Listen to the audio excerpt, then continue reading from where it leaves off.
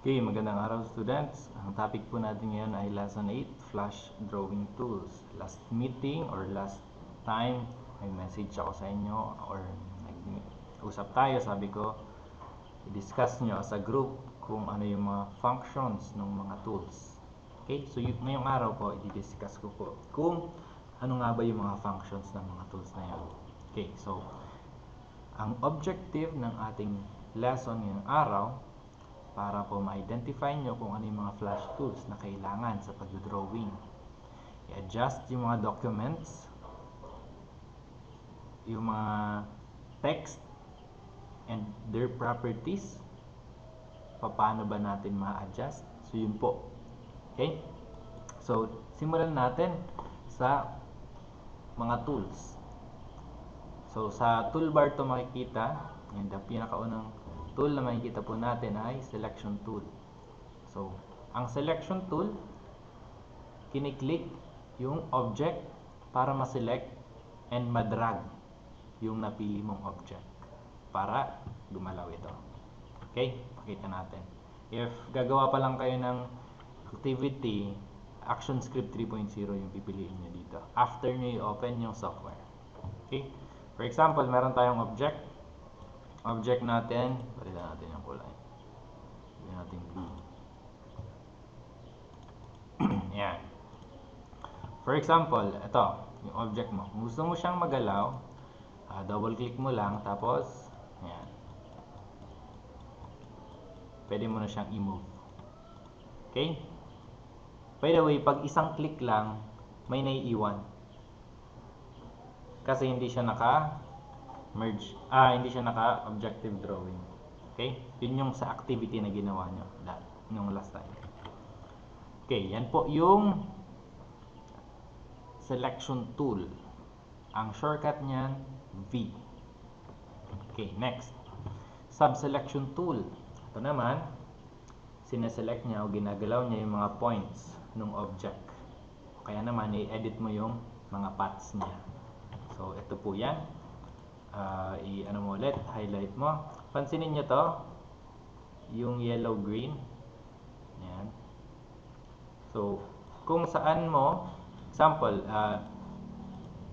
ito, pinili mo itong corner na to para dito ka mag-resize. Mapapansin mo yung ibang mga corner, kulay puti na lang. Hollow. Hollow yung laman niya. Okay? Parang hollow white. Okay? So, ito naman, full yellow-green. So, pwede ka ditong gumalaw. Example naman ito, gusto mo itong galawin, itong part na to, click mo lang. Doon na malilipat yung full na yellow-green sa kanya. So, pwede mo na siyang i-edit. Okay? So, example, ito din, edit mo to. Itong part na to. Diyan lalabas yung green. Pwede mo na siyang galawin. So, yan na ngayon yung shape mo kanina or yung object mo. So, next, we have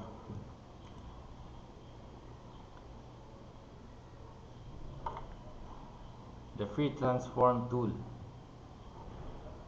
Ayan.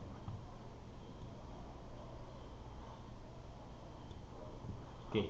Ang free transform tool, nire-resize niya or rotate yung selected object sa pamamagitan ng pag-drag nito. Paano yan? Ito po yan. Okay. Example, pinili mo na siya. Pwede mo na siyang i-resize. Okay? Pwede mas malaki. Pwedeng mas maliit. Tapos, yan. Pwede mo rin ganyan-ganyan yan. Example, i-angle mo siya. Pag ganyan. Tapos, i-resize mo ng pag gano'n. Okay? Depende sa'yo kung ano yung gusto mong style. Dito natin. Okay? Yan. Example, gusto mong maging diagonal. Okay? So, yan po yung free transform tool. Next naman, we have the gradient transform tool. Itong tool na to, i-transform a gradient or bitmap fill by adjusting the size, direction, or center of the fill. Example, yung kulay, ina-adjust lang. Parang nililipat-lipat mo lang kung saan mas concentrated yung kulay. Wait lang. Okay. Ano yan? Example, ganito. Select mo tong object na to. Tapos, wait lang. Ito. Pag nakaselect to, itong gradient transform tool, hindi mo pa siya may edit kahit parang sinelect mo na to. Kasi may gagawin ka muna. So, ang gagawin mo, kailangan select mo yung object na gusto mong i-edit. Tapos, pindutin mo to. Itong color na nandito. And then, meron po tayong option dito. Pwedeng none, solid color, which is yung kulay blue natin. Pag linear gradient, radial gradient or bitmap fill, ayan, iba't ibang function yan. So, kung gradient, linear yung gusto natin, pwedeng ganyan. Ganyan na yung kakalabasan ng color. Okay? Kung palitan natin, lipat mo lang. Okay. So, ganyan na. So, pag pinindot mo ngayon to, meron na siyang option. Parang may nasiselect-select ka na. Okay? Tapos, pwede mo ngayong galaw-galawin. If saan mo mas gustong concentrated yung kulay. Kung gusto mo, kunyari, dito sa taas, mas nakikita yung kulay. Tapos dito sa baba, medyo light. Pwede mong paikot-ikutin lang. Okay? Pwede mo rin namang palitan yung concentration. Tapos paikutin mo lang. Gusto ko, nasa taas yung may kulay. Tapos nasa baba, kulay puti. Okay? So, ganyan po yung gradient transform tool. And, if tapos na kayong gamitin, ibalik nyo na yung kulay. Ibalik nyo sa solid color. Para pag nag-create kayo ng panibagong object, solid color siya. Kasi kung hindi mo ibabalik, dito mo pa rin siya sa linear. Paggawa mo ng mga objects, ano siya? Linear gradient yung kakalabasan. Okay? Kailangan ibalik mo pa rin. I hope malinaw, ha? Okay. Sige. Next tayo.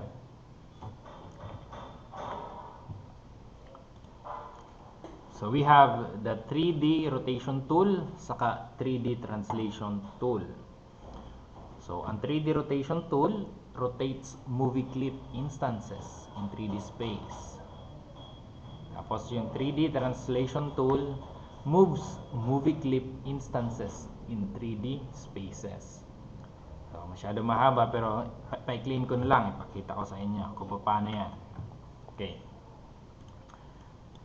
Bago mo magamit itong 3D rotation tool, pag pinindot mo kasi itong 3D rotation tool, wala yung epekto dito. Okay? Kasi may gagawin ka muna sa object. Kailangan yung object mo, example ito, yung object natin, i-convert mo muna siya, i-modify natin, gagawin natin siyang symbol para ma-apply mo yung 3D na effect. So, example, symbol number 1. So, yun yung name. So, pag ginamitan mo na ngayon ng 3D rotation tool, pag pinindot mo na, dahil nakasymbol na yung object natin, may lalabas ng ganito. Okay? Etong kulay pula, x-axis. Okay? Itong kulay green, y-axis. Yung kulay blue, z. Okay? Pag nirotate mo, pag ginalaw mo yung kulay pula, sa x-axis ka manipulate, ganyan yung galaw ng ating object. Okay? Pag sa y ka naman, dito sa green, ganyan. Para siyang umiikot. Okay? Parang hinahati yung yung noo nyo. Okay. Tapos naman itong Z, pag ganyan, parang orasan. Parang umiikot siyang ganyan. Okay?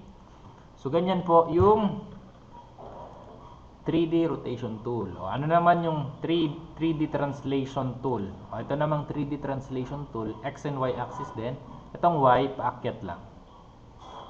Paakyat. Example, pag ganun, flat na siya, wala na. Okay? Example naman, pag ganito naman. Habang ini-slide ko, imagine niyo ano siya, 3D. Okay? So yan po yung function ng ating tool na 3D. Okay?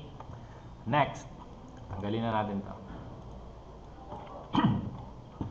Gawa ulit tayo ng object.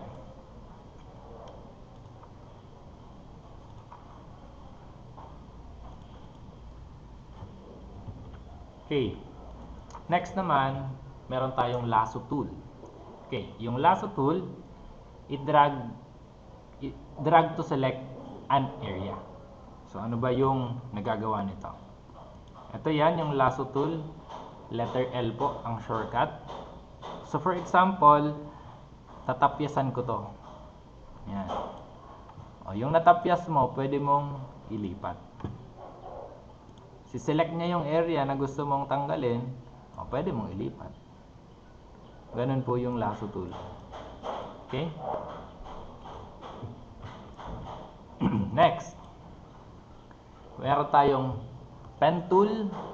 Tapos under pen tool, meron tayong add anchor point tool, delete anchor point tool, and convert anchor point tool. Para saan yan? Si anchor. Tanggalin ulit natin ito. Okay. Huwag pala yan. Okay. Itong pen tool muna. Example, gusto mong gumawa ng sombrero. Ayan. Gagawa ka muna ng isang point. Tapos, idudugtong mo dito sa kabilang point. Tapos, example naman, syempre sombrero dapat merong paano.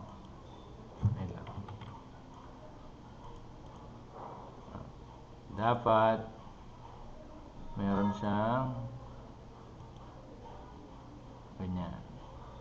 Pasensyaan nyo na yung drawing ko.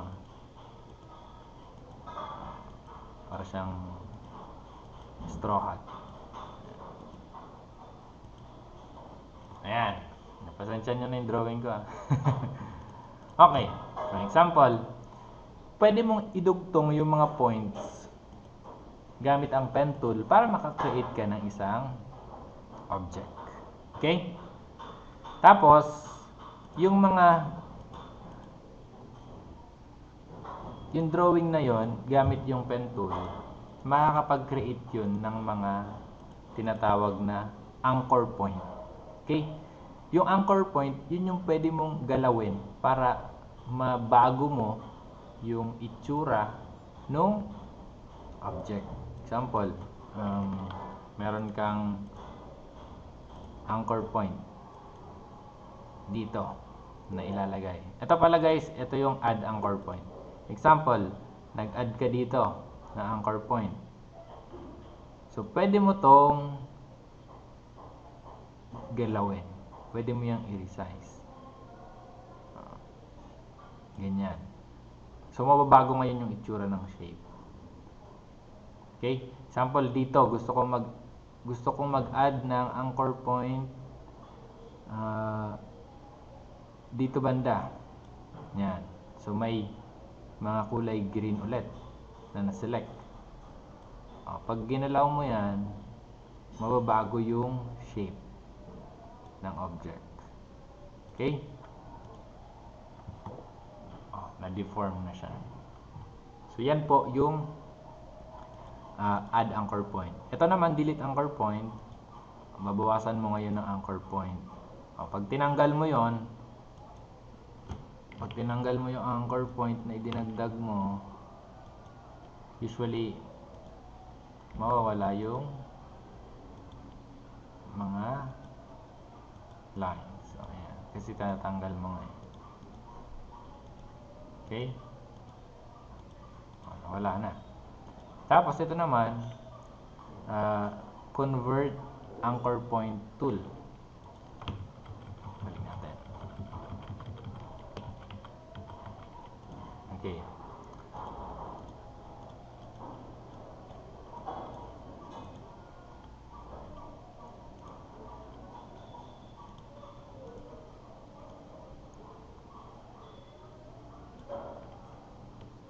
Ayan. So, ganun din. Kino-convert mo siya na maging anchor.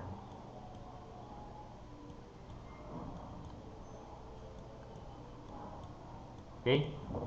So, usually, ganyan lang naman yung ano niya, yung mga functions niya. Okay, tignan natin. Ang pangit eh. Okay. Next, we have the text tool. Ang text tool naman, it create or edit text and text field. Tapos yung line tool, draw straight lines. Ito na. Text. Okay. Example,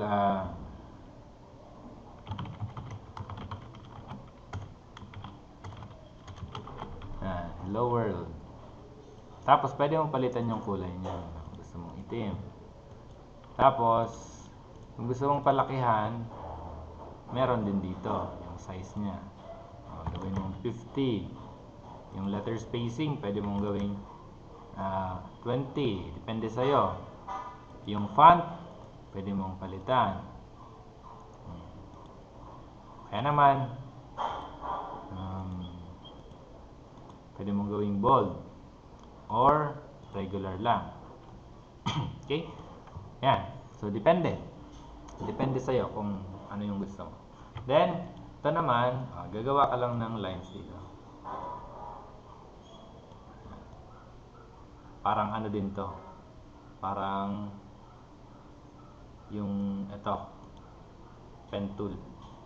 Parang pen tool lang din yung function. Okay? Ayan. Gawa ka ng line. Tapos, tanggalin na natin ito. Next naman, okay. Next, we have the rectangle tool, oval tool, rectangle primitive tool, and oval primitive tool. Tapos, polystar tool. Okay, so yung rectangle daw, it creates rectangle. O yung oval, creates oval. Yun. Basic naman, di ba? Polystar creates either polygon o kaya stars. Pakita ko sa inyo yan. Okay. If gagawa kayo ng rectangle, pipindutin nyo lang to. Yan, pindutin nyo lang. Naka-rectangle naman siya.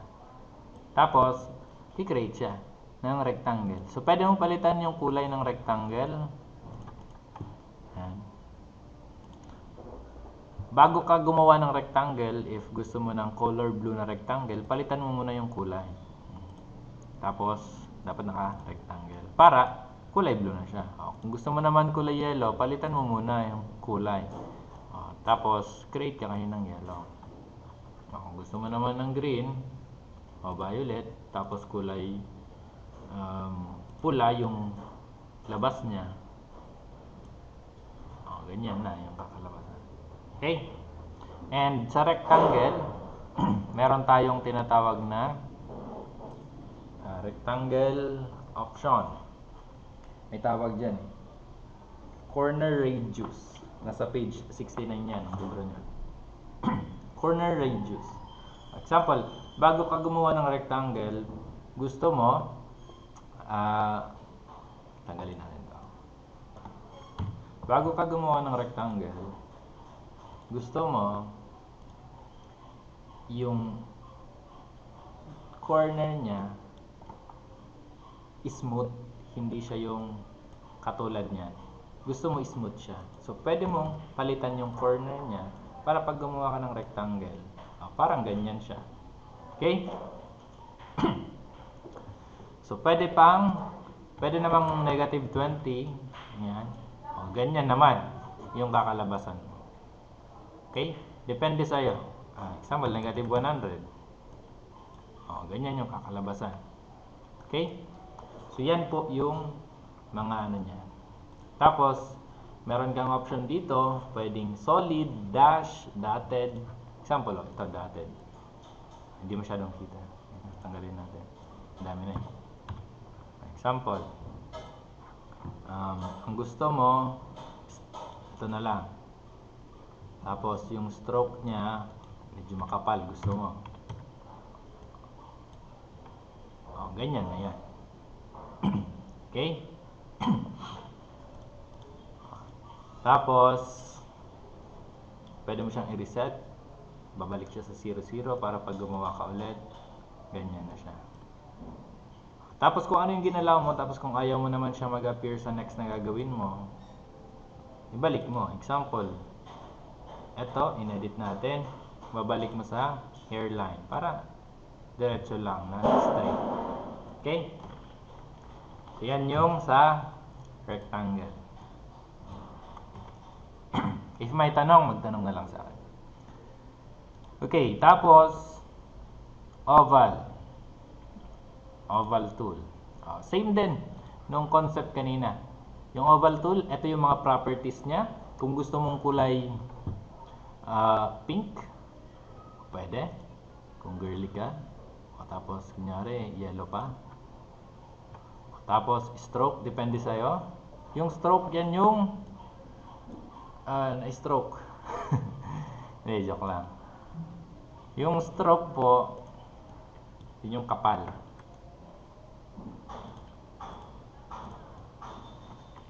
Wait lang, ito. Yung kapal nung linya sa labas. Kung gusto mong medyo malaki-laki, ayan. Kung gusto mong wala masyado, tanggalin natin. Ayan. Gusto mo wala masyadong stroke, ganyan. Depende sa'yo ha. 0, ganyan. Manipis lang. Okay? Tapos ito yung mga properties niya. For example,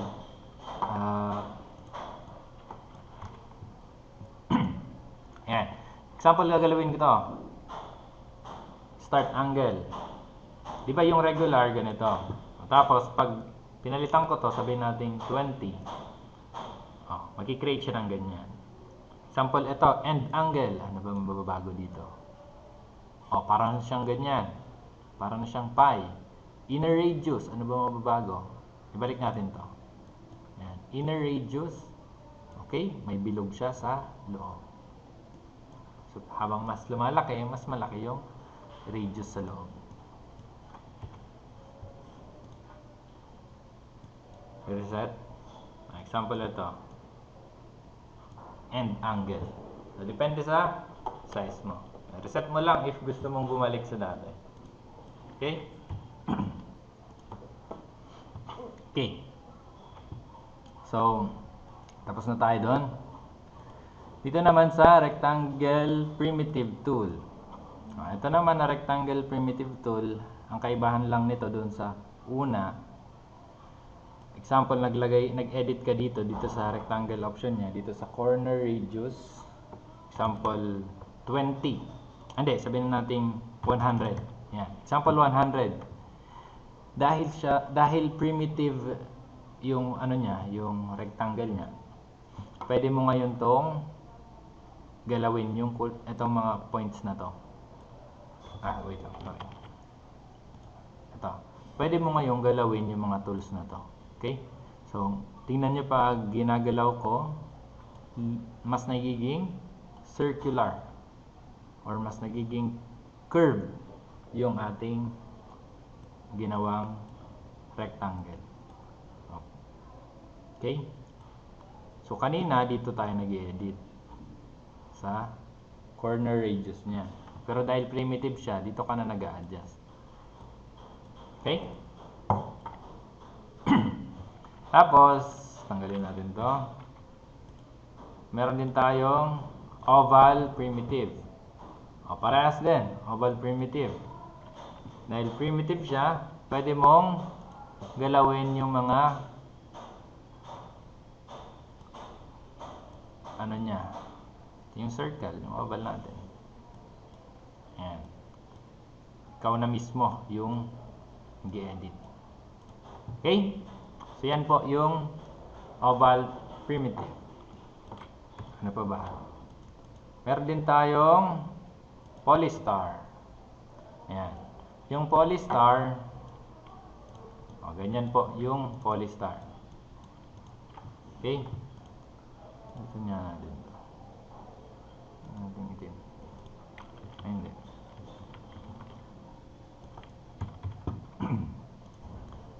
Ayan. Okay. Ba't pink? Ayan. So, ang polystar, syempre 5 sides. Ayan. Tapos, ano yung mga properties niya? So, pwede mong palitan din yung stroke. Ayan. Okay, mas makapal. Kung gusto mo, pwede rin namang palitan mo yung style nung ano niya, outer line. Pwedeng dotted, ganyan. Hatch. Depende sa'yo kung anong trick mo. Okay, balikan, hairline. Okay, tapos, paano pag gusto ko yung star? Ayoko ng polystar or polygon. Kung star, dito ka lang sa option niya. Tool setting. Yan, dito. So, pwede kang polygon, pwedeng star. Yung star mo, number of sides, syempre dahil star siya, 5. Okay? So, pag gumawa ka, ganyan na. So, pwede naman, gusto mo star mo 6, medyo abnormal na star. Pero star pa din, ganyan. Tapos gusto mo 7 yung sides, ganyan. Okay? Kadepende sa'yo. Tapos kung polygon, tapos 7 sides, ganun din. Okay? Yan. Nakadepende lang sa'yo kung anong gusto mo.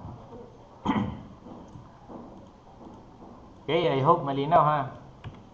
Next. Ano ba next natin? Tapos na? Wait lang. Okay, tapos na. Next natin, pencil tool. It create lines in any 3 modes. Pwedeng straight, smooth, or ink. Paano yan? Ito lang naman. Parang lapis lang. Okay? Yun lang. Next. Brush tool. Tapos, spray brush tool. Ito maganda to yung spray brush tool. Ito muna tayo sa brush tool. Create shapes with fills only. Tapos, yung next naman, yung spray brush tool, emits a spray of foot particles or patterns onto the stage. Ganito yan. Ang brush tool, yan. Wait lang. Ayan. Ito yung brush tool. Ito naman yung spray brush tool.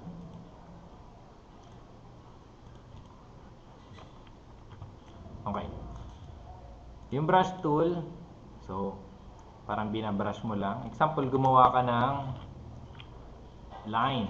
Ayan. Example, gumawa ka ng triangle. Tapos, kukulayan mo ngayon yung triangle. O, gamit yung brush tool, pwede mong kulayan. Pero hindi, ayan, pwede mong kulayan. Okay? Pero, siyempre, mas may mabisang paraan. Ito naman, spray brush tool, ini-spray niya. Ini-sprayan niya yung loob. Kaso, malaki yung ano mo, yung ginawa mo, kaya lumalabas. Pwede mong palitan yung scale niya, 50%. Para sakto lang. Pwede namang mas maliit pa. Okay? So that's brush tool. And spray brush tool. Okay?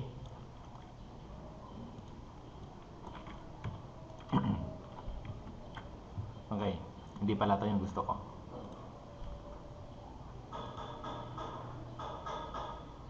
Next, meron tayong, wait lang, parang may na-skip ako. Ito, deco tool. Saan yung deco tool? Wala.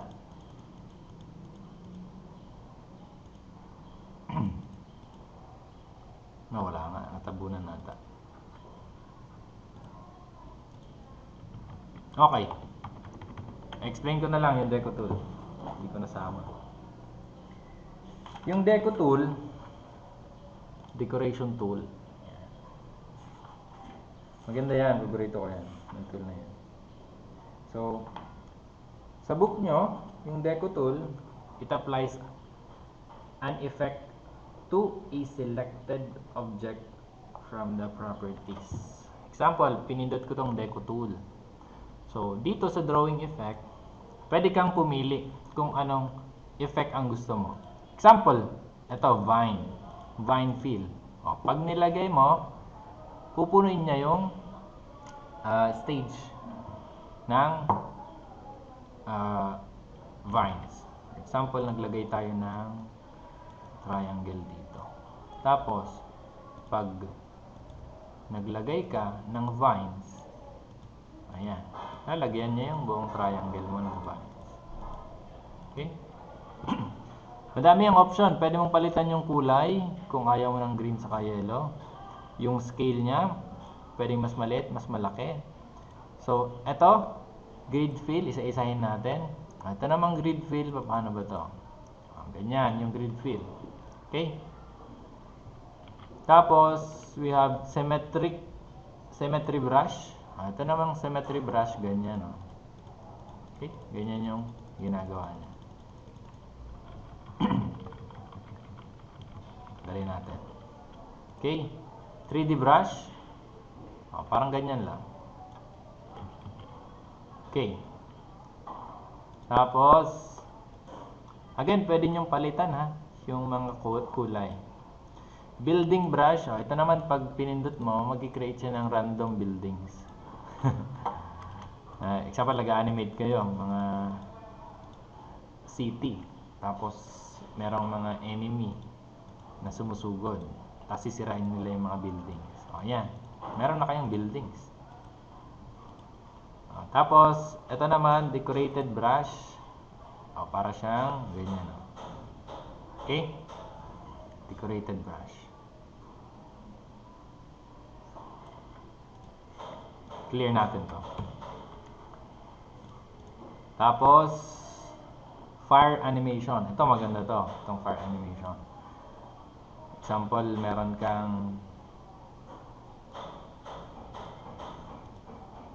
kang bola. Yan. Example, yung bola mo, gusto mo parang nag-aapoy, nagbabaga. Ayan. So, pwede mo ngayon lagyan ng effect na para siyang nag-aapoy. Dapat pala naglagay ako ng layer. Wait lang insert layer tayo dito.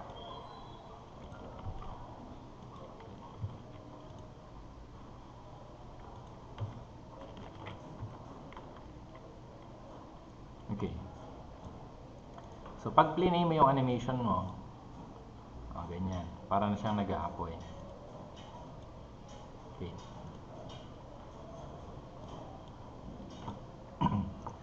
Ayan. Tapos, meron tayong flame brush. Ito naman, parang apoy-apoy na lang. Flame. So, pwede mo tong taasan. Paglaruan nyo na lang yung settings. Okay? Paglaruan nyo na lang yung mga settings. Tapos, flower brush. Tanggalin natin ito. Flower brush. Okay. Example, meron kayong bibigyan ng flower dahil Valentine's Day nung nakaraan. Tapos, yung flower brush, mga bulaklak. Tapos may mga dahon-dahon. Okay? Tapos, ayan. Pwedeng rose, pwedeng poinsettia, etc. Berry. Tapos palitan nyo na lang yung kulay. Okay? Iba-iba. Tapos meron din tayong lightning brush. Kidlat. Si Thor. Sana. Ito. Lightning brush. Kulay puti. Gawin natin kulay blue. Okay, yan. Yan po yung lightning brush. Para siyang kidlat. Kasi nga lightning. Malamang. Okay, next. Ano ba? Particle system. Ayan. So, pag plinay mo yan doon sa animation mo, parang nag-aapoy. Okay? Tapos, meron pa tayong smoke animation. Ito naman parang may smoke. Okay? Pag plinay mo yan, ganyan. Okay? So, depende kung anong klaseng animation yung gagawin mo. Tapos, a-apply mo ng ganito. For example, nasusunog yung building. O may building ka na, tapos may apoy ka pa. Saan ka pa? Okay. Tree brush. Ito naman puno. Okay. Example. Ayan na, gawa tayo. Example. Building. Ito, building. May mga building ka dyan. Tapos, lalagyan mo ngayon ng tree brush. Dahil, syempre, dapat may puno. Depende na sa'yo. Palitan mo na lang yung scale. Palitin mo na lang. Ayan. Ikaw na bahala kung paano mo siya gagawin. Okay? Example, madaming puno. Para hindi masyado mainit sa mga buildings. Parang ganyan. Ganyan yung concept. Okay? Tapos, sample biglang nagkasunog. Lagyan mo yun. Lagyan mo yun ng apoy. Ayan. Ayan. Pero, kailangan i-extend mo rin yung sana yung sa yung mga building natin. Lang na wala.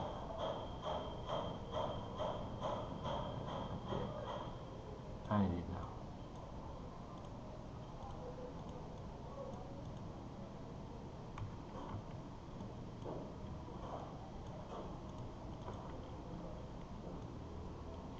Ayan. Siniplay. Nagkasunog. Ganyan. Parang ganun yung analogy nung ano natin. Tapos, ano pa ba?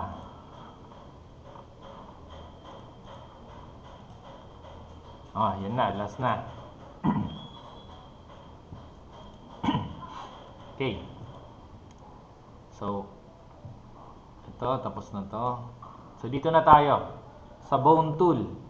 Bone tool saka bind tool. Yung bone tool, meron ng inverse kinematics. Tapos, basta ipakita ko na lang kung paano siya gagawin. Basta ito yung definition niya. Inverse kinematic is a method for animating an object or a set of objects in relation to each other using an articulated structure of bones.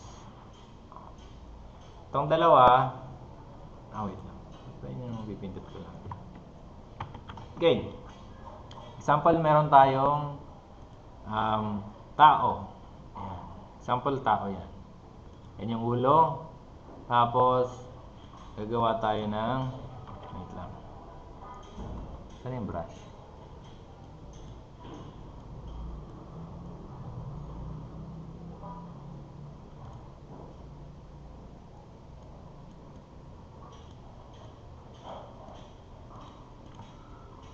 Wait lang ha.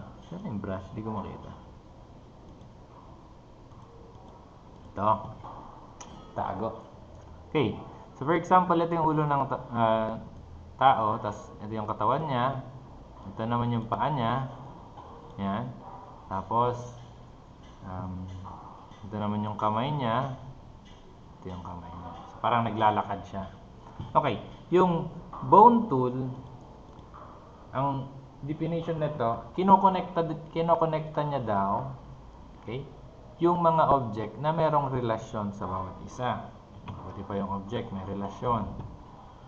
Kayo wala. Joke lang. For example, ito. Bone tool. Yan. So, ito. Yan. Tapos, pag ganyan. Okay. So, ang gagawin dyan, pwede mo ngayong galawin ito. Example, naglalakad siya. Habang naglalakad, syempre, nagsiswing yung kamay. Ganyan, nagpapalit-palitan. Tapos, ito, syempre, pag naglalakad, ay, nagapa na. Naglalakad, pag ganyan-ganyan. Tapos, pag ganito, nagsiswing-swing yung kamay. Okay? Ganyan po yung bone tool. Okay? Saka, parehas lang naman yung ano niyan, yung function niyan. Tapos ito naman, binabind na lang. O tapos, next, paint bucket tool adds fill inside a shape or changes the fill color. Tapos yung ink bottle naman changes the color or width of a line or adds a stroke to a shape. Paano yan? For example, ito, paint bucket muna tayo. Gusto ko yung kulay ng tao, wait lang.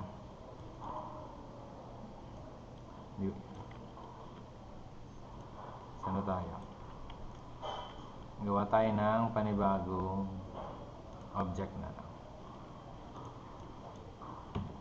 Convert na kasi natin yun eh. Nilagyan natin ng buto. Ayaw niyang pagalaw. Okay. So, ito. Example. Gusto mo kulay ganito. So, yun yung function niya. Diba? Sabi ko kanina, if gagawa ka ng triangle, imbis na ibabrush mo para maging green, i-fill mo na lang para ma-fill niya. Ito naman, ink bottle tool, doon yan sa, wait lang, palakyan niya natin yung, wait lang ha. Yan. Ink bottle tool, yung kanyang linya. Ayan. Kanyang linya, pwede mo palitan ng kulay. Okay? Yan yung dalawa. Next, eyedropper tool. Sample a color from swatches or anywhere on the screen. Tapos eraser tool, ini-erase. So, paano yan? Example, gusto ko yung kulay nitong triangle na to, parang kulay ng apoy. Para nagmamatching lang sila. So, kukunin ko ngayon ito. Tapos, lalabas na yung kulay dito sa baba. So, pwede na ako ngayong magkulay. Tapos, kunin mo ulit yung kulay ng apoy. Nandun na.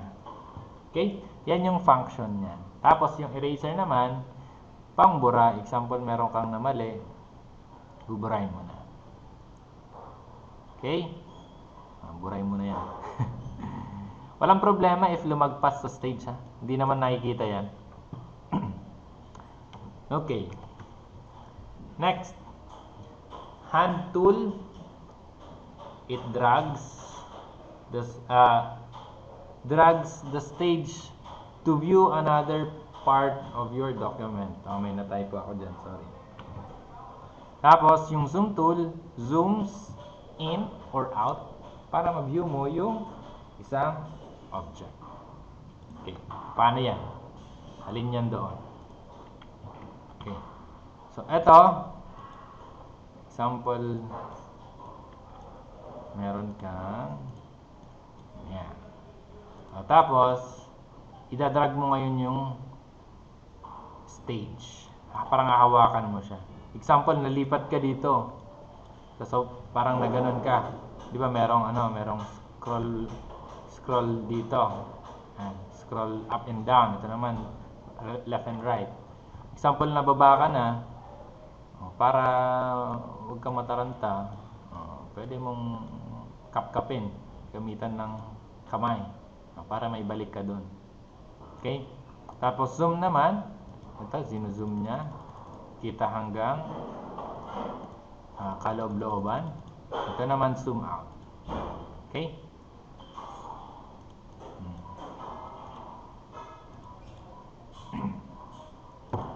Okay, I hope malinaw yan.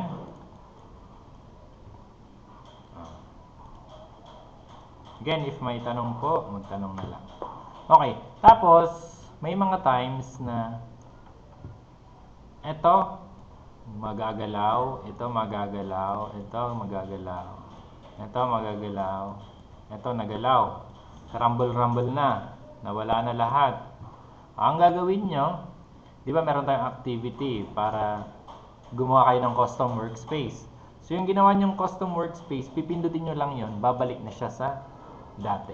Example, ito yung workspace na ginawa ko. Pag pinindot ko yan, kaching, magic.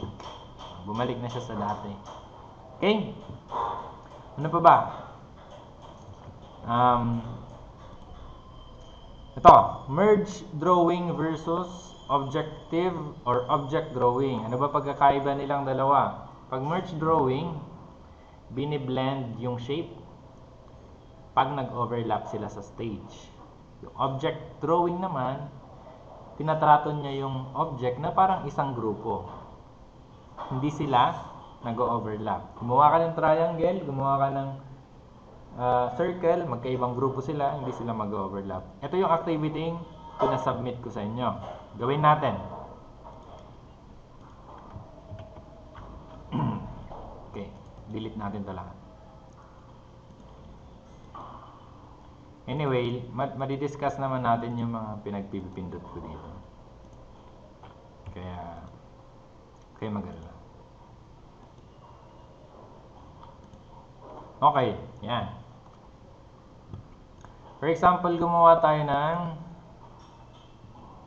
rectangle. Itong unang rectangle na ginawa ko, hindi naka-turn on yung object drawing. Kaya, pag pinindot ko yan, maghihiwalay yung dalawa. Okay? Kasi nga parang individual sila. Pero, if mag-create ako tapos nakapindot or naka-turn on itong objective drawing, yan. Pag pinindot ko yan, magsasama yan. Hindi sila maghiwalay. Okay? Yun yung pagkakaiba ng dalawa. Tapos, di ba sabi ko sa inyo, ay dun sa activity, pinagawa kayo ng bilog. O, yan. Yung bilog na gagawin nyo, example, hindi siya objective drawing, naka-merge drawing siya. Sabihin natin kulay yellow to. Kulay pula. Sabihin natin kulay pula to. Ayan. Tapos ito, palitan nga natin ng color to. Gawin natin kulay.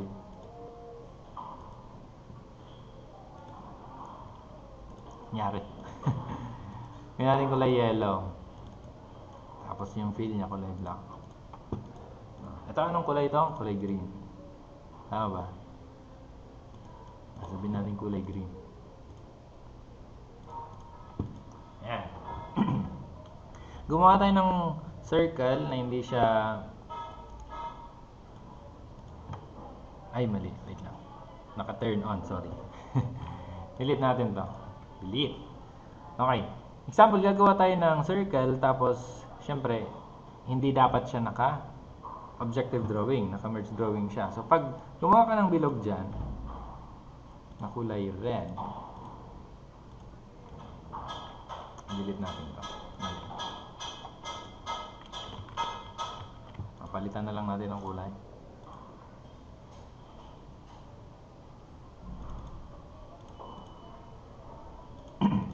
Okay. Pag gumawa ka ng circle dyan na naka-merge drawing, pag tinanggal mo yung bilog, mabubutas to. Okay?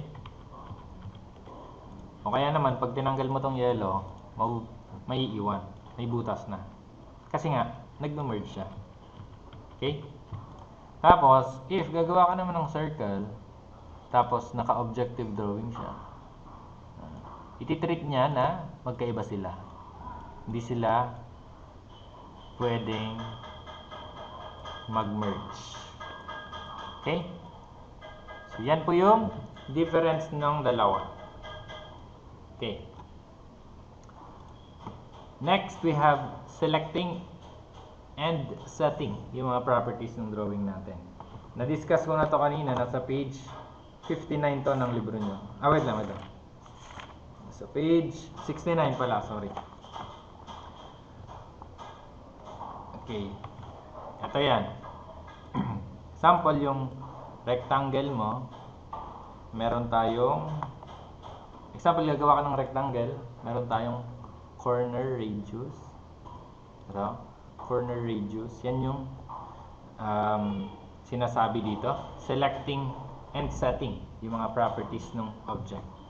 Tapos kung oval, ito. Okay. Tapos meron tayo guys tinatawag na, tandaan nyo pala to ha,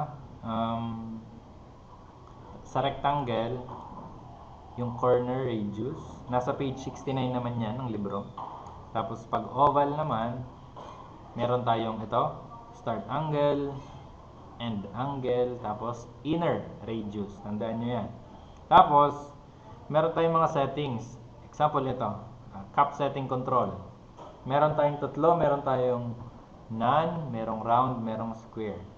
Tapos sa joint settings, meron tayong meter, round, tapos bevel. Pero hindi ko naman masyadong nagagamit. Okay? So yun yung mga kailangan yung tandaan. So guys, for this lesson, yun lang po yung gusto kong i-discuss sa inyo. So if you have questions, you can message me. And if hindi nyo pa na-install yung software, make sure nyo na na-install na dahil moving forward, yun na yung gagamitin natin. Okay? So, once again, thank you very much for attending our class. Bye-bye po!